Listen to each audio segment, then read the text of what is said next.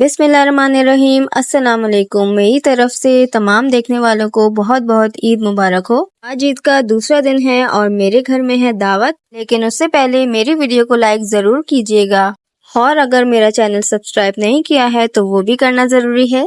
आज मैं आपको बताऊंगी कि हमारे घर आज क्या क्या बनने जा रहा है।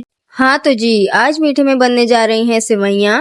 उसके साथ साथ बनेगा beef pulao, Russian salad, pasande और ग्रीन चिकन। तो सबसे पहले मैंने बनाई सेवइयाँ, क्योंकि हमें स्वीट डिश को ठंडा सर्व करना है। इसके बाद मैंने पसंदे बनाने हैं, तो मैंने एक रात पहले उसे मैरिनेट करके रख दिया था। इसके साथ इसमें तली हुई मिर्चें जाती हैं, जिसके लिए मैंने मसाला तैयार किया है। अब इसे कट लगा के इसके अंदर भर रही हूँ। तो यहाँ मैंने मिर्चों को फ्राई कर लिया है और जी, पसंदे तैयार हो चुके हैं। अब मैंने रशियन सैलेड बनाने की तैयारी शुरू की।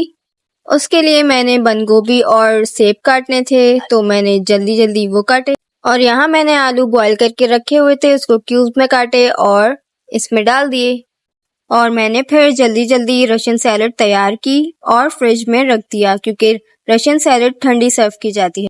यखनी मैंने पहले से तैयार करके रखी हुई थी, जिसकी रेसिपी मैं आपसे बाद में शेयर करूंगी। उसके बाद पुलाव भी बन चुका था। यहाँ मेरी ग्रीन चिकन भी रेडी हो चुकी थी, जिसको मैंने सुबह मैरिनेट करके रख दिया था, क्योंकि पकाने से हम 2 घंटे पहले ही इसको मैरिनेट कर। तो जी, शाम हो चुकी थी, सारी तैयारियां भी हो चुकी थी और हमारे मेहमान भी आ चुके थे। यहाँ पे खाना सर्व हो चुका है। आप लोगों ने इस ईद पे क्या क्या डिशेस बनाई, मुझे कमेंट करके आप लोग जरूर बताइएगा। सब लोगों ने बहुत एंजॉय किया और खाने की भी तारीफ की। सबको ईदियाँ भी दी जा रही थीं।